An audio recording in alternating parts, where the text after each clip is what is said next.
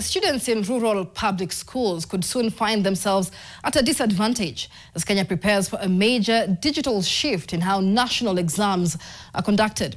A new bill proposes the scrapping of NEC and the introduction of a new council, the Kenya National Educational Assessments Council, with the power to administer exams electronically. While the reforms are being hailed as timely and progressive, questions are now being raised about access and how realistic it is. Our reporter Rukia Bule has more details.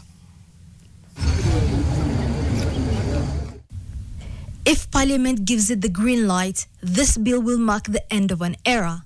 NEC, the body long associated with the administration of KCPE and KCSE examinations, will be replaced by Kenya National Educational Assessment Council Bill, KNEAC. The bill gives the council authority to register e-assessment centers, develop digital exam frameworks, and even conduct assessments on behalf of foreign institutions. The way NEC has been functioning is a way of assessing high-stakes examinations. And when you talk of high-stakes examinations, this is where what matters is how well a pupil performs, how well a learner performs compared with other learners, and which is an aspect of competitiveness.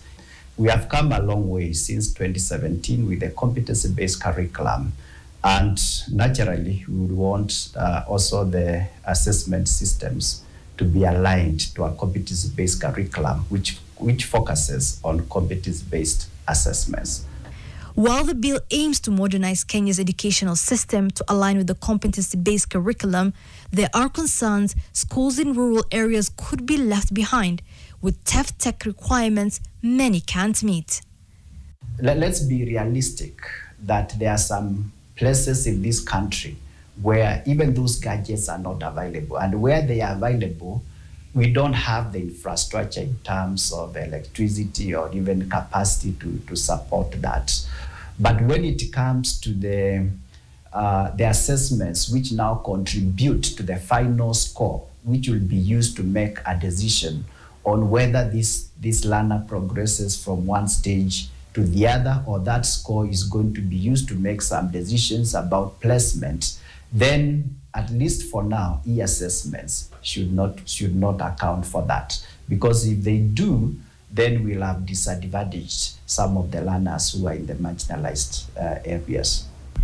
And to ensure integrity, the bill proposes heavy penalties for exam malpractices, possessing or leaking exam materials that could land you 10 years in jail or a fine of 2 million shillings.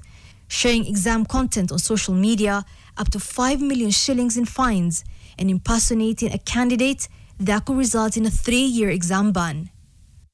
The future of this country lies on the integrity of assessments. If assessments are compromised, even the way we are able to work in our professional areas, it will be compromised, because we have to get it right. An education system is as good as its assessment systems. Under the new law, learners will sit both formative and summative assessments, while the chair of the council will be appointed by the president. When you look at the assessment framework in the new proposed bill, accommodates the issue of core competencies.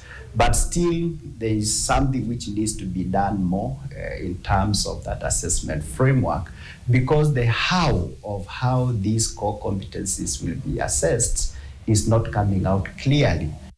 If passed, the bill will give KNEAC full control over processing results and issuing certificates within 12 months, easing post-exam anxiety for learners. NEC will have just 2 months to wind up as KNEAC takes over and ushers in a new era of national assessments. Rukia Bule, NTV.